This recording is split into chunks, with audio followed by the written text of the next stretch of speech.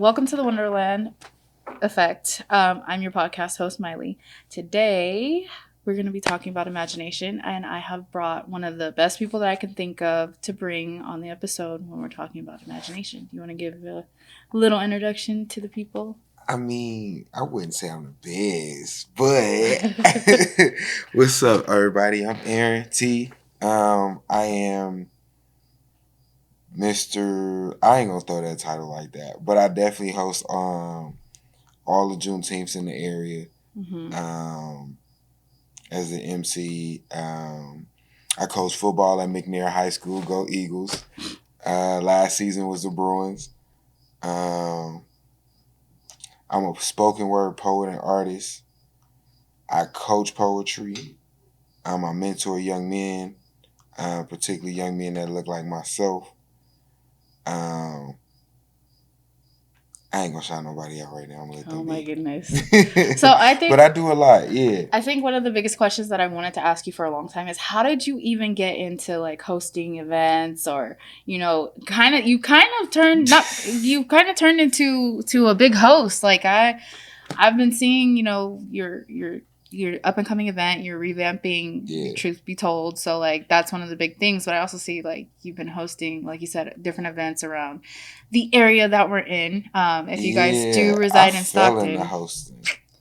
I fell into hosting. That was not in the plan. Like, so how did that? Who introduced you? If you want to drop a name. So it wasn't even on like nobody introduced me to hosting or nothing like that. Nobody pulled my coattail and was like, "Bro, you should be a host and be on stage and be doing an MC and all." Like, nah, it wasn't like that. So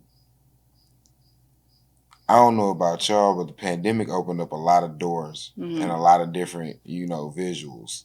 You feel me, to the world. So during the pandemic, a group of us was just coming together, like trying to keep the kids from running in the mall while they was protesting and all that type of stuff. So we ended up throwing this event at the church on Kelly with at Heroes Park. I know that church, yeah. Right. At the time, it was the only park in the city with basketball courts. Yeah, because they used to just take off the hoops. They took the hoops down, yeah. So we throw an event over there. Basketball tournament, water balloon fight in the parking lot. Shit was manic. This sounds crazy. Right? Insane. And like the old folks in the church, they pull us all to the side, like, hey, we need y'all to redo this for Juneteenth. Mind you, Juneteenth like 2 weeks away at the time. Y'all threw it together in a matter so of time. Literally just threw it together. And that particular day, the DJ was like, hey, we need somebody to hop on the mic. Take it, bruh. And I'm, huh? All right, I guess. Hey, we got the dance battle. What's up?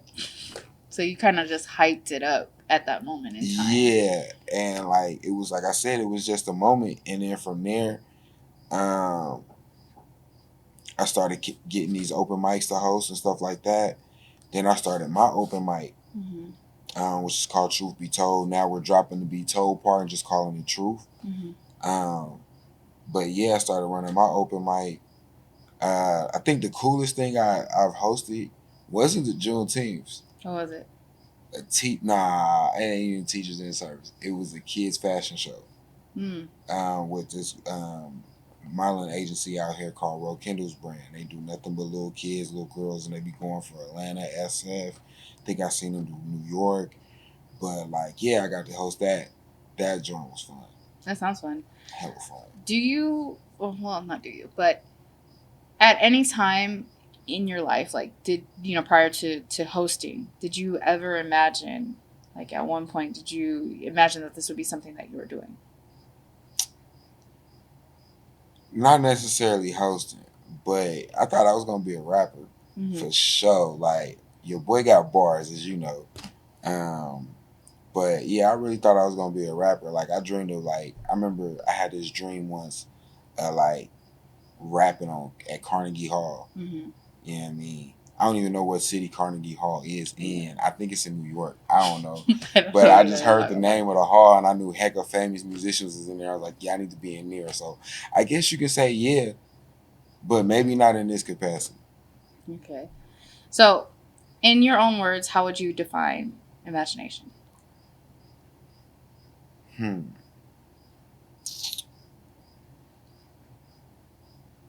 it depends on when you in your space. So some people might call imagination manifestation, right? But what In is it for certain you? spaces. I'm getting there. Okay. Some people might call it manifestation. Some people might call it dreaming, daydreaming. For me, imagination is all of that, and then it's all of that plus innovation. Um, and I say that because like we can dream of making a podcast, you can dream of making an album and all this other stuff. But where your imagination really kick in is, I done seen this done X, Y, and Z way a million times. How I do it differently. I think that's probably as close to the answer that I would probably give. I mean, like you mentioned, this was the dream at one point. Not particularly in this exact format, but I think one of my favorite stories that I normally tell when people ask me, like, why I podcast, because well, we've had multiple conversations, but when I was younger, I always wanted to be on stage. Like, I wanted to be in front of people. I want to talk to people, like, whether it was acting, anything like playing instruments, shit like that. Right. It was something in the capacity to be in front of an audience, have some kind of platform saying something. Like just think about this, like to that point, like as a kid, like craziest stuff ever. Like at least me as a kid, I used to find spaces in the house that was like mini stages. Like so, it might be the stairwell, like the landing on the stairs. Exactly. We had a hearth, like the hearth, the part in front of the fireplace. Had one of them Stand on joints. top of there. Stand right there, G, and I'm little bad well. You just don't know. Like really was in it. We literally, I think that's the era that we grew up in. Is we grew up with a lot of imitating or mimicking certain celebrities or certain things that we valued. So the actual definition, which I'm going to go ahead and read because I would probably butcher this if I just went off the top of my head. But the actual definition of imagination is the faculty or action of forming new ideas or images or concepts of external objects not presented to the senses. So originally, I never knew that was the actual. I think that's what we just said, but without but I would have never broke it down and said like that's really what it is, because growing up you get to a point like maybe when you're 14, 15, you start getting older, people start telling you like get out of your head. They start giving you these sentences that sound really negative when you talk about anything that concerns dreaming, whether that be a dream job, whether that be like you want to be a princess when you grow up. How many times did people tell you you can't be that or you can't be this? You start really changing the definition of imagination. So I would have never thought that the actual textbook definition would include forming new ideas or images or concepts. Well, think about it. Like, when just drop the nation part. When you imagine, like, first of all, it's in thin air. It's a picture. Yes. You got to be something new because you don't see it. Yeah.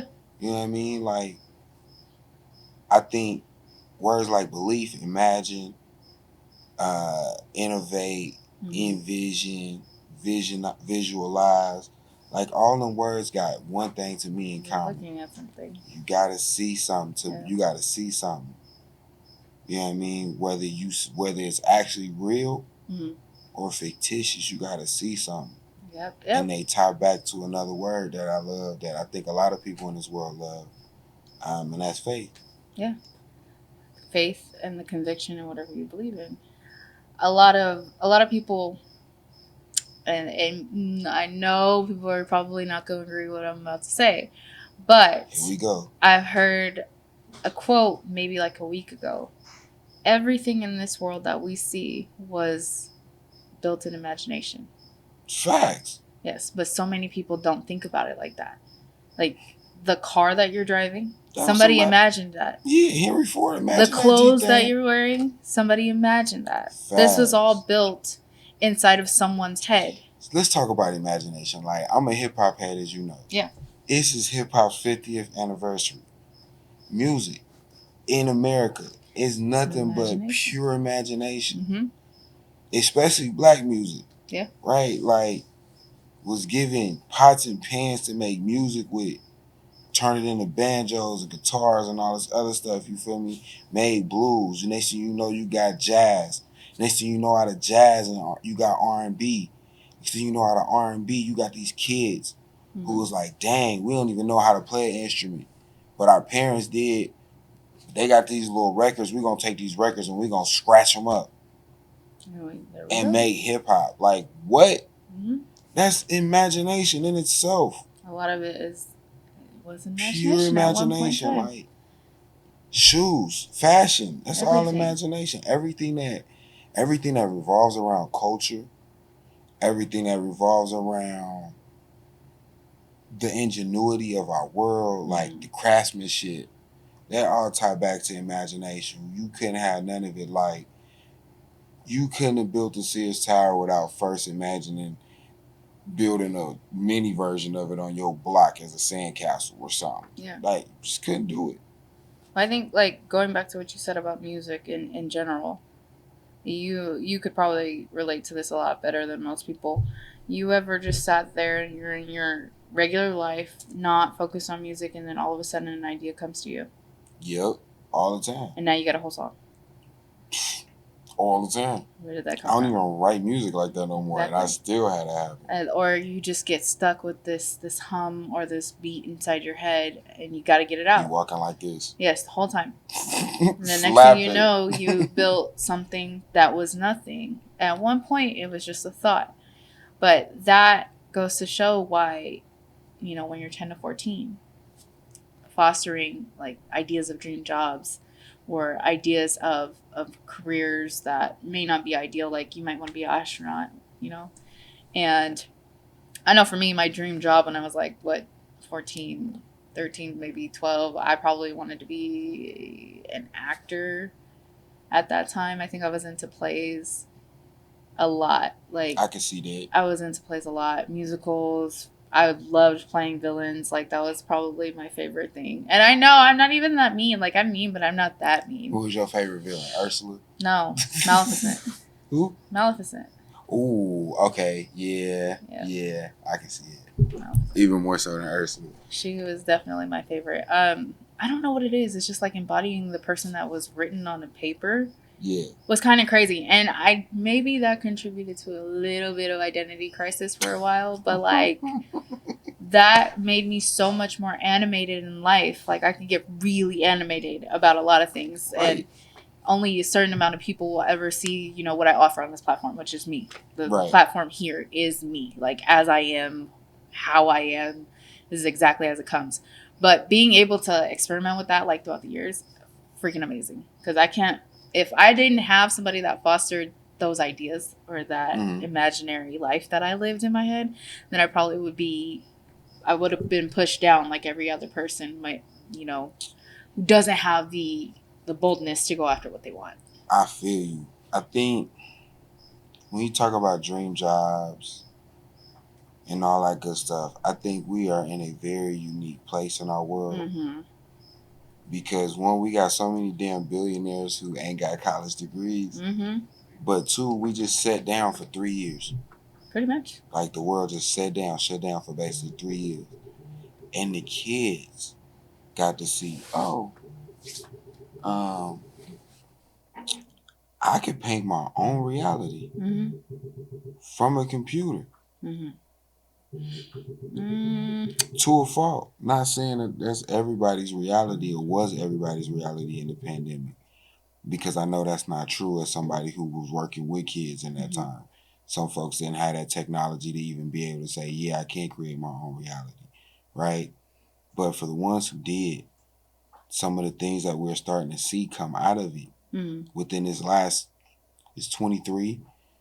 They said the pandemic, quote unquote, was over in 22, 21, right? And now it's rising up again. Right? Rising up again. Been saying that shit since it started. It's the flu. COVID is the new flu. But I don't know, as long as I don't catch shit. I'm not gonna lie, I caught it, but it literally is the flu. It's the flu. Right. It's the new version of the flu. What happens when you have told everybody that this shot is gonna make you better? Hey, the world's gonna come up with something else to make that better. Yeah, Mother Nature's figure a beast. It out. Like, imagine something up.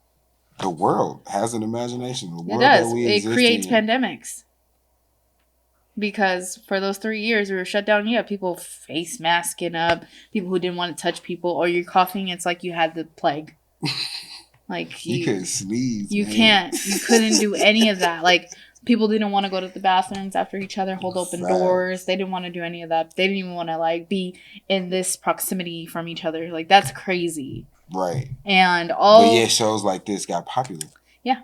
And that's what I was trying to get to. Like, you got to see, like, man, we can be our own resource at times. We can be our own creative outlet. And if that don't speak to the imagination of people and kid-like imagination and saying, like, what do I want to do with my life, or trying to figure it out, or being able to foster it, like, I don't know what does. Like, I look at my daughter. My daughter was 2, 3 going through that. So she got kids taken away from her almost. Because I ain't bringing no baby around no other baby. Ain't no telling what they passing, right? But yet, she get to see these kids creating their own YouTube shows. My daughter want to make a YouTube show. She sees that at 5, sees that as a lived reality. Yeah. You know what I mean? And not saying that every kid gonna be able to be a YouTuber or whatever. No, they not. Just like they told us every kid wasn't gonna be a basketball player or a rapper. Yeah. But we showing the hell enough tried. And that's what imagination give you. It give you the belief that you can try some shit. Yeah. You know what I'm saying? And if you take that away from a 10-year-old, 14-year-old, you take that from a 16-year-old, you just killed their life. But there's so many children. Like, I have incidents that I can relate to where it's like you have those moments where parents really literally rip that from you. Yeah. That ability, that being able to be in a comfortable environment enough to imagine. Where it's like, instead of being told, like, you have to do this. This has to be this way. You can't do that. You can't do I think there's a fine line as a parent, and somebody is a parent having to say no more as she gets older. As they get older, you know. Sometimes you're gonna have to do that. Yeah. I mean, obviously, you don't want her walking around saying shit that's just outlandish. Like, it's okay to be a little bit outlandish, but, like, there's some things that you can't say. You cannot have an imaginary friend out loud in front of everybody. Like, I know there are adults that have imaginary friends, and sure, it's your own. We diagnose them with mental disorders. It's your own life. Like, you choose that. But I think the hardest thing is to, where do you draw the line? And I think where you draw the line is where you help your child understand the social norms. And that's it. Right? Yeah. But from there, dream, baby. Yeah. You want to be a lawyer? So many people don't do that. They just cut it off. Whereas instead of, just shutting it down, let's gear them towards something that may be a little more in this realm, like. When you think about the creatives of our world, and I do mean the creatives, I ain't just talking about like musicians and stuff like that. I work for one. But when you think about the creators of the world, the environment in which they grew up in let them pursue every little thing that they wanted to pursue. That, or they had nothing else. Like, I even think about, like, you hear the stories of somebody like Kanye, who literally said, I trapped myself in a room for 3 summers. Yeah, to make music. Just to make music. And he did amazing. And look at what you get from that. Or the athletes that are professional athletes that when you look at their high school resume, they played every sport in the school. Right? Or those TV personalities, and they're really just a TV personality. You'd be like, I don't know what they really do professionally, but you just seen them as an actress or an actor. You just seen them make music. You didn't seen them do the game. Like, you didn't seen them do this myriad of different things in their professional career. But when you look at what they did as kids, it was just that. Yeah, focused everywhere. I'm gonna do all of this stuff, like, and I think when you allow your kid to explore that and explore whatever that is, right? That version of creativity that they have and imagination that they have, you allow them to be great at the thing it is that they love, or just simple fact, as a parent, if you don't help them be great at something that they love, you at least should help them discover it. Yeah. I think that when they grow up, if you don't allow them that, the aftermath is somebody that gets stuck working for somebody for the next 60 years where they hate a job and they don't feel like they were ever fulfilled. Yep. And that's where we're at. We have a lot of people, not to say that social media is horrible, but there's a reason that, people shut down from the social world for a while because they do need to be alone. Man, your imagination is just inside of you. I ain't gonna cap, man. Y'all be bombarding folks with images. And it's not only that, but you're also absorbing XYZ's energy. Mm-hmm. Or they're taking it from you. You can be around so many different influences. You have to take that time to know, like, I need a social break. Like, case in point, my August, my social break. I need a social break. I need recharge. Facts. Not only that, but so my imagination can create, because that's where I feel the most fulfilled, is when I am creating. And that was only fostered because I had someone in my life that was like, you go ahead. You want to be an actress? Go get in musicals. You want to play an instrument? Play an instrument. You want to become a teacher? Become a teacher. And I kind of do both. I do it all, actually. Everything I wanted when I was younger or imagined. I didn't get it quite the way that I wanted it, but it's very much so my current reality. It's like, I'm creating. I'm also a teacher. I'm also a mentor. And I have enough success within me to know that this is where I want to be. Like, that moment is so surreal to go back and look at when I was younger. And be like, hey, I'm gonna say this, because I wouldn't say that my childhood I was pigeonholed into think of doing certain things. Like, my family is what gave me hip hop. Like, I got memories as early as 2-3 years old of rapping Biggie and Pac in the back seat of the car with a sippy cup with my uncles and stuff. It's a sippy cup for me. You know what I mean? Like, I got real vivid hip hop memories. So my family, I commend them for what they gave me. But at the same time, your environment can pigeonhole you. Like, growing up in Texas, you wasn't a man if you didn't play football. They very have it's the social norms. Right, them social norms, right? They mess with you. Yeah. Like, and they'll pickle you in the spaces that's not necessarily you. And I know this happens for women too, but if I could say anything to a young black boy, let your imagination run wild. Have no fear in your spirit of what that imagination creates for you or allows you to create. And the reason I say that is because so many of our black boys don't realize the heights they can go. And I'm not saying that black women don't have have that same level.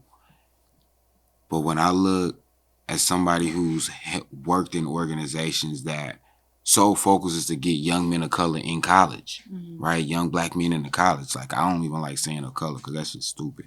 But to college, like, and you look at the statistics of who go to college out the black community and who don't, it be them black boys who got told, hey, you got to dribble, run a football, maybe run track, or rap to get out the hood. And that's not the only way out, man. It's not. We got so many options. Like, I remember this one dude I went to high school with. He's African, but at the end of the day, he live in America, so he black. No offense, but this is the truth of our society. You're allowed your opinion. Go ahead. But this dude literally rebuilt a computer for his senior project in high school. That's amazing. Right, like, And I don't know what he's doing today. I have to look him up. Mm-hmm. But the imagination to say, look, man, I can take this piece of equipment that's broken, fix it. Not only fix it, but make it run better. Like, I remember when we graduated, I called him as soon as the first virus I ever got on my laptop that I won at the school. Mm-hmm. I called, kid, hey, how you fix this, bro? Yeah. You know what I mean? Because, like, that's what he was good at. Like, your imagination gonna allow you to lead into what you're good at. But I mentioned that not to talk about that part, but ain't no telling what Kev got into, right? And I don't think he got into nothing bad. I pray he didn't. But I know a whole bunch of young dudes who was like him, who didn't get this, who didn't see themselves or their likes, those things that make their imagination run haywire, represented. And so they shut down or turned to the block or whatever. And I think our world suffers because of it. I think that's overall, though. There's so many people. Yeah, like, I think you can say that so overall, like in any culture, but like, as you know. Yes, it's more relatable in this scenario. And I'm me. Yes. Like, I love black folks. I'm all about black folks. I'm pushing the black agenda 24/7. Like, so. But that goes to say the lack of support for imagination. Mm-hmm. There's no support. If you are not allowed to be what you feel most fulfilled in, you know, whether it be good or bad. I'm not promoting anybody doing anything, you know, to harm others or anyone that's... Yeah, if pedophilia is your fulfillment, you got to go. Anything that's not for the better of yourself or those around you, I don't condone it. But I will say that in an environment where it's not supported, like you don't have anybody to tell you that, hey, it's okay to imagine what you want. It's okay to feel good about your life. That's what you get. That's the result. Yeah. You get stuck in a life that you don't like. Yeah, often. It's just like when you have a rich person that doesn't understand the value of money, they're not happy. They can't imagine life without it. So why would they feel okay with it? Man. That's the thing is you can't give somebody something for them to appreciate it necessarily, not off the bat, not when you're born. But if you have to earn it, you might have a little bit of sense behind it. Not 100%. You cherish it a little bit more, yeah. It's not 100% because there's always ifs, ands, and buts and situations that will foster that. But without the support of someone in your life that says it's okay, you might think that shit's never okay. You will never get out of that shoe that you put on and you have decided not to take off. Yeah, and that's real. It lacks confidence when you don't have support to imagine what you could be on the other side. Bingo. So it's also okay to be okay with your normal life too. Like, it's okay. Like, your imagination literally could have said, I want to be a middle-aged person that's married to the love of my life with 3 kids and we have a normal house. I have a normal job. We are, you know, normal in that aspect. There's nothing wrong with that. That could be that person's fulfillment. Or maybe the doctor that's not married and loves working, you know, with kids. That's their fulfillment. Whatever fulfills you in a positive light. Again, nothing negative would I ever support, but it just goes to show that without support, your imagination is pretty much in dead water. Just that. It's just stuck in your head. And that could be a revolving door. But anyways, okay, so let's move on to the next thing. Mm-hmm. One thing I do, I like, obviously I study the topics that I want to talk about a little more in depth. And one of the hardest things I had to come to terms with that I've imagined both the good and the bad stuff that have happened in my life. And it's not everything that I probably could relate that to, but the older I got, the more I was like, okay, some of that shit might be true. Because every time I felt like it was the end of the world, I thought about it before it became the end of the world. I'm going to say this. Yeah, we can imagine some of the negativity in our world. Mm-hmm. But we don't only imagine it, we speak it. Yeah, but that's a form of imagination. You have that thought to have that word, to have that practice.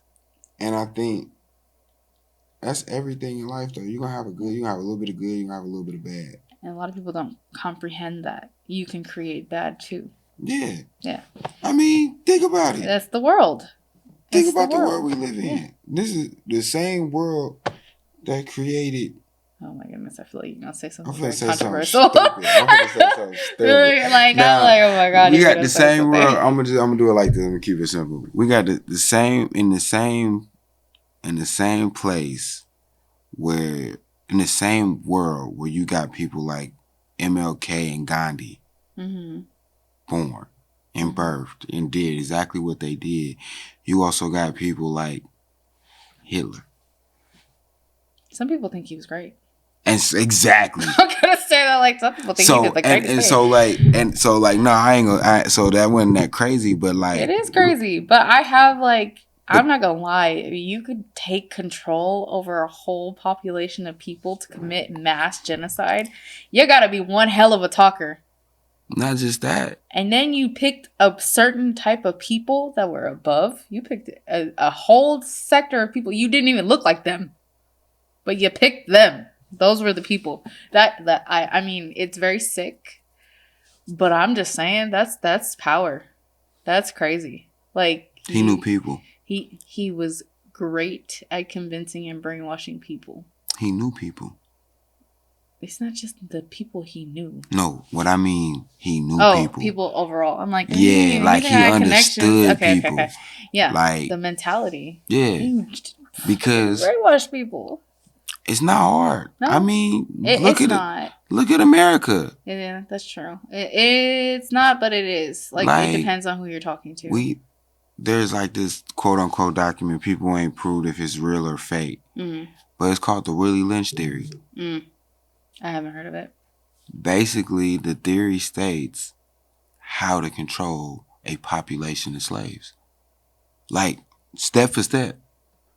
I don't doubt it. The things that you hear rappers talk about, or even R&B artists and black artists talk about when they say, "You've pit me against my counterpart, my likeness." That was stuff that was in that letter. Yeah, put the big buck in the, and that's how they described us. They called us bucks, stuff like that. And they say you put the two most masculine two against each other, and let them tear each other apart. Why? Because if they see each other as equals that can work together, they can teach the next ones behind them. They can get the women to follow, right? And once the women follow, the children naturally follow. So that's how you break up the household. And to be honest with you, the crazy part about it is, the sad part about it is, some of the things that was described in that letter, in one way or another, play out in some of the institutional stuff we see here in our country. Like think about mass incarceration. Yeah. Who's being mass incarcerated? You look at the prison populations, the bulk is black men. Behind that, Hispanic men. And then your Southeast Asian population. I don't want to make it about race. I'm not even trying to make it about race. I'm just pointing out, like, I'm really just pointing it out. And facts. The statistics and facts. I get it. But all of that is based out of somebody's imagination. Yeah. Right? It could be. So we got the worst things of the world get created right here, and the best. And the best things. But I think crazy thing is when you because God created good and evil. When you mentioned that, the first thing that popped in my mind, I think the modern day Hitler is Instagram. Boy. Boom. Yeah. Hey, I didn't see it, but is it not? It's doing the same thing. Hey, it's catching his brain. It's separating couples for show. Destroying homes. Destroying homes for show. And who do we have on there primarily? Women. And who follow women? Children. Boom, bow. Done. So I guess the overall theme of the importance of this conversation is that your imagination is creation. Like, yeah. And for those people that study manifestation, they would definitely agree. Your imagination can be used for whatever you'd like to create. Facts. Try to do something good. Exactly. So as we're closing out, I'm going to go ahead and close this out because I think we're pretty much done. Okay. It's basically, what are you thinking and what are you creating? That's the last question? No, that's just overall. Overall, Like, how do you feel about that statement in itself? I'm going to answer it as a question. Okay. What am I thinking and I creating? Mm-hmm. My first business. Mm-hmm.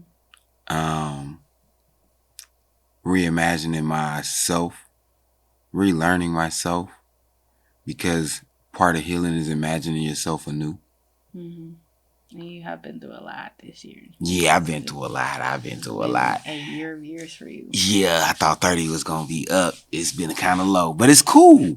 It's a learning curve. It's a learning curve because I think in the context of this conversation, talking about what you imagine, I think some of the most, don't get me wrong, you imagine some beautiful stuff when you're happy. Mm-hmm. But I think some of the most impactful things and realizations come from when you're at a low point trying to get back to your high point. And you create those things in that process. But you have to, because you got no other choice. Exactly. Right? That's why I think that's why the world love black music the way it do.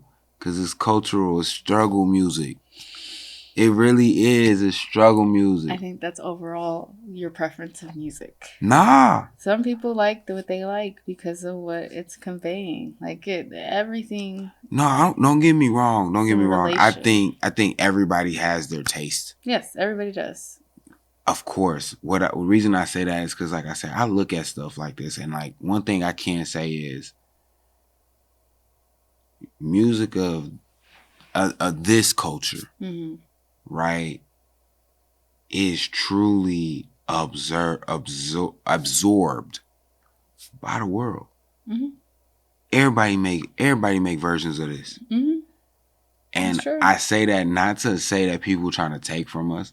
I think a lot of it is just like, man, I love it and I can relate. Mm-hmm. And what you're imagining sonically, I can feel in my heart.